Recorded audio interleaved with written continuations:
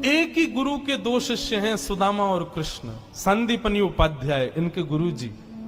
लेकिन एक शिष्य सोने की नगरी का राजा है, पूरे विश्व का अधिपति भगवान है, और एक शिष्य एक फूटी सी झोपड़ी में रहता है। एक बार संदीपनी विद्यालय में जब कृष्ण सुदामा पढ़ते थे, तब भृगु ऋषि पधारे, सबसे क्रोधी ऋषि, और आकर के गुरु माँ से भिक्षा मांगी। माते भिक्षाम देहि, माता भिक्षा प्रदान करो। माँ ने मन में विचार किया कि अभी सामग्रियां तो इतनी नहीं कि मैं भिक्षा दे सकूं। मना कर दिया, बोले भगवान आप कल आ जाना, आज तो भिक्षा के लिए सामग्री नहीं है, शाम को जब आ जाएगी तो कल आपको प्रदान कर दूंगा। अब भृगु ऋषि तो क्रोधी, उनको तो जब मांगे तब चाहिए। नेत्र बंद करके उन्होंने ध्यान लगा करके देखा, क्या इतनी बड़े गुरुकुल की रसोई में कुछ भी नहीं है।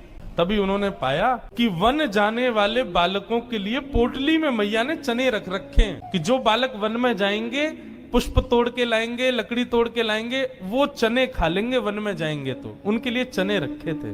भृगु ऋषि बोले बालकों की ज्यादा चिंता है, एक ऋषि द्वार पर आया उसकी चिंता नहीं है। थोड़ी दूर जाकर के अपने कमंडल के जल से श्रापित कर दिया, जो भी उन चनों को खाएगा वो लक्ष्मीहीन हो जाएगा, उसके जीवन से लक्ष्मी चली जाएगी, वो निर्धन हो जाएगा।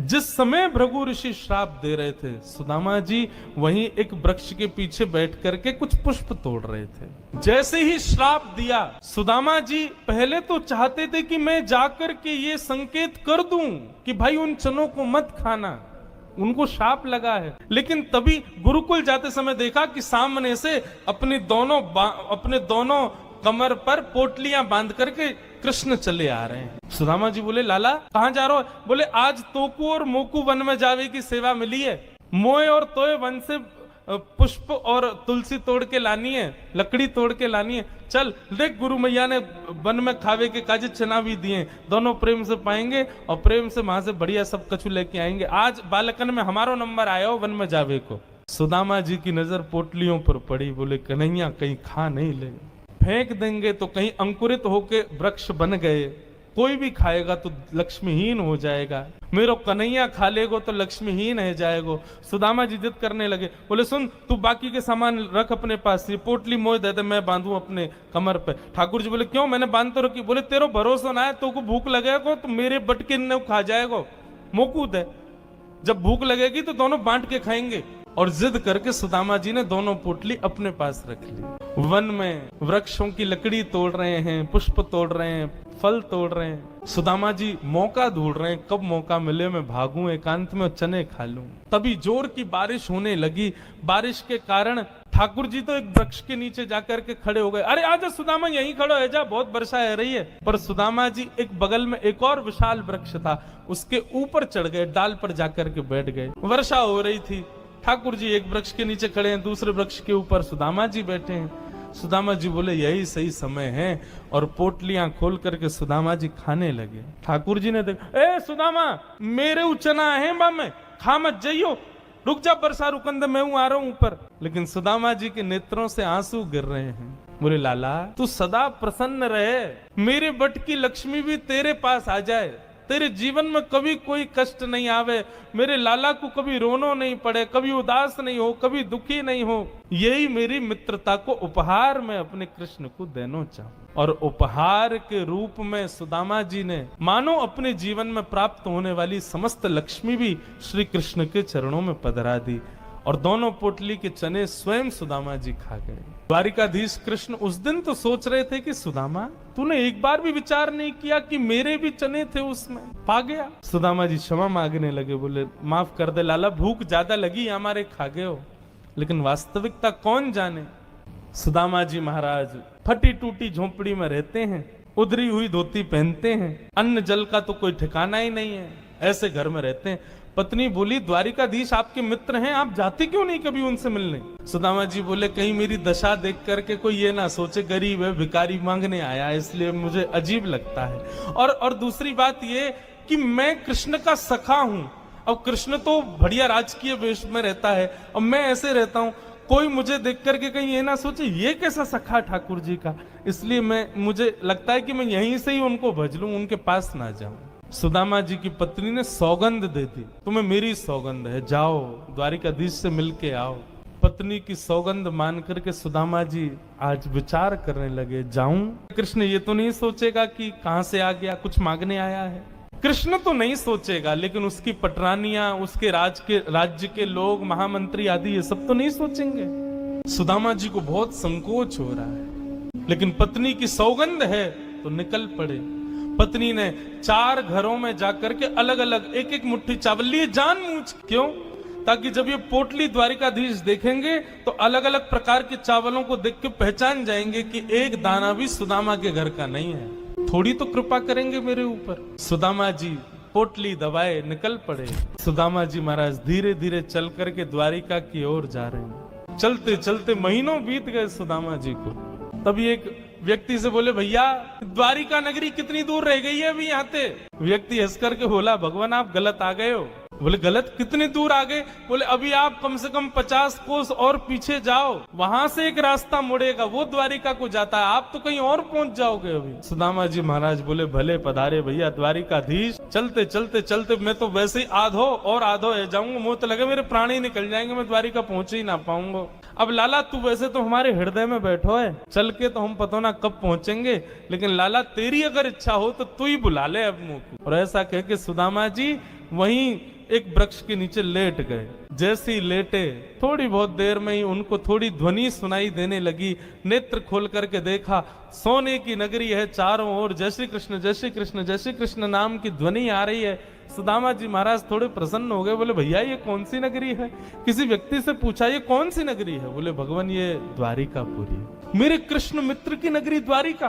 बोले हाँ ये द्वारिकाधीश की नगरी द्वारिका। सुदामा जी तो नाचने लगे, जय हो वारे कन्हैया तेरी कृपा। भैया ये द्वारिकाधीश कहाँ बैठे होंगे? बोले सामने जो महल दिख रहा है इसी के राजा हैं द्वारिका, आप चले जाओ। सुदामा जी गए द्वारपालों से जाकर के बोले, भगवान मेरी फटी हुई धोती और मेरे पतले दुबले तन को देख करके आप ये मत सोचना मैं गरीब हूँ कुछ मांगने आया हूँ। पहले ही स्पष्ट कर दिया, मैं कृष्ण का सखा हूँ। हम दोनों एक साथ एक ही गुरुकुल में पढ़े हैं, नाम मेरा सुदामा है। आज अपने सखा से मिलने आया हूँ, आप कृपा करके उनको जाकर के ये बता दीजिए। और सुनिए, यदि वो बहुत व्यस्त हो तो उनको परेशान मत करो। आपके इतने बड़े महल में कोई खिड़की हो, वहां से मुझको उनका दर्शन करा दो, मैं तो केवल उनको देखने आया हूं। द्वारपालों ने बंधुओं ससम्मान सुदामा जी को बिठाया। कहा महाराज द्वारिकाधीश प्रसाद पा रहे हैं, हम फिर भी निवेदन कर देते हैं।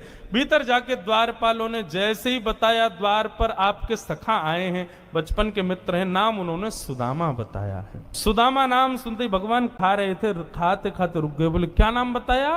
बोले सुदामा। मेरे बचपन के सखा सुदामा आए हैं बाहर? बोले हाँ नाथ सुदामा जी आए। आप प्रसाद पा लीजिए, हमने उनको कह दिया है आप जब निवृत्त हो जाएंगे तब दर्शन कराएंगे। भगवान बोले प्रसाद ये आवश्यक है?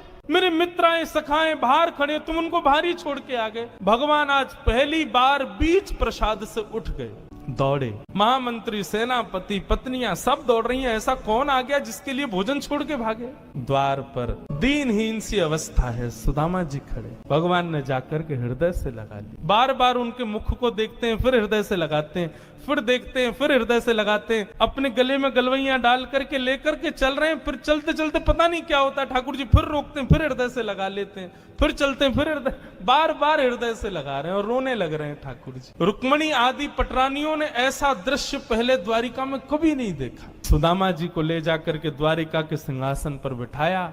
भगवान ने अपने नेत्र के अश्रुओं से सुदामा जी के चरणों को धोया और संपूर्ण जल द्वारिका के चारों दिशाओं में छिड़क दिया। बोले हमारी द्वारिका पवित्र हो जाएगी। सुदामा जी के चरणों का चरणामृत। सुदामा जी कह रहे हैं लाला मैं इन सबके योग्य ना हूं, ये सब कहा कर रहा हो भैया? ठाकुर जी बोले आप किसके योग्य हो और कौन किसके योग्य? मुझसे बढ़िया कोई नहीं जानता, चुपचाप बैठे रहो, जो कर रहे हैं करने दो। जो लक्ष्मी सदा के लिए विहीन हो गई थी, उस वही लक्ष्मी आज सुदामा जी के चरण पहुंच रही है। भगवान की सुदामा जी की थोड़ी मैत्री चर्चा हुई। सुदामा जी से भगवान ने पूछा, सुदामा जी ब्याह ब्याह हो गए आपके? बोले हाँ लाला है क्यों ब्याह। बोले ब्याह कर लिया, हमको नहीं बुलाया। बोले लाला कर्जा लेके ब्याह कियो और वह ब्याह में भी सबन को भोजन करावे के चक्कर में मैं और तेरी भाभी तो भूखे ही रहे। 4 दिन बाद पड़ोसी ने आके भोजन दियो तब जाके तो पेट भरो। अब वहां में तो को बुलाते तो लाला तो पवानो तो बहुत दूर की बात, अब तू आतो तो तेरे संग घोड़ा आते, सैनिक आते, इनको ही नहीं पवा पाते। ऐसे ब्याह में फिर हम कैसे बुलाते लाला? हमारे निमंत्रण नहीं दियो। मेरी छोड़ लाला, तू बता तेने ब्याह कर लियो? भगवान बोले हमारे ब्याह की मत पूछो, जैसे आपका ब्याह बताने लायक नहीं ऐसे हमारे ब्याह भी बताने लायक नहीं। बोले नहीं नहीं लाला बता ब्याह भयो कि नहीं? भगवान बोले हो गया। अच्छा भाभी कहाँ है? चलो मिलवाएं भाभी से। बोले यहीं बुला। तो बोले नहीं बड़ी जगह चाहिए भाभी से मिलने के लिए। बोले क्यों? बोले अब चलो पता चल जाएगी। विशाल एक सभागृह था, सुधर्मा सभा, और उसमें महाराज असंख्य जहां तक देखो भगवान की पत्नियां खड़ी हैं, घूंघट सिर पर रखा है। इतनी सारी माताएं बहनें दूर दूर तक सिर दिख रहे हैं, लाल लाल साड़ी पहने भगवान की सब पत्नियां। सुदामा जी बोले द्वारिका की सब माताएं बहनें दर्शन करने आ गई महात्मा का। सुदामा जी बैठ गए, भगवान ने इशारा किया आओ एक एक करके सब प्रणाम करो। मैं रुक्मणी प्रणाम, देवी चरसो भाग्यवती रहो। मैं जामवती प्रणाम, देवी चरसो भाग्यवती रहो। मैं सत्यभामा प्रणाम, देवी चरसो भाग्य। मैं कालिंदी प्रणाम, देवी चरसो भाग्यवती रहो। मैं भद्रा, मैं लक्ष्मणा, सब प्रणाम करती हुई 500 पत्नियां प्रणाम कर गई भगवान के। जब 1000 पत्नियां प्रणाम कर गई, ठाकुर जी खड़े खड़े देख रहे थे। सुदामा जी बोले लाला यहाँ पे आइयो, कितनी और हैं अभी? भगवान बोले 16,108। अच्छा लाला ये सब अपनी है? भगवान बोले हाँ सब अपनी। वाह लाला तेने इतने सारे ब्याह किए, 16,108। अरे भैया हमें एक में ही बुला ले तो हम भी आ जाते मालपुआ खावे। हमने एक किया वहां में नहीं बुलाया, तू नाराज है क्यों? तेने इतने सारे के एक में ही बुला ले तो। ठाकुर जी बोले कितने ब्याहों में तो मैं भी नहीं गया था, मेरे बिना ही ब्याह है गयो, बिना दूल्हा के ही बारात चल गई। बोले लाला देख पतलो दुबलो सो में सुदामा 500,000 पत्नियां प्रणाम कर गई, मेरा तो अभी से बीपी हाई है गो। लाला 16,000 उनको आशीर्वाद दूंगा तो मुंह तो लगा मेरे प्राण ही निकल जाएंगे। एक काम कर, पत्नी तो 16,108 है, पति तो अकेलो तू ही है ना?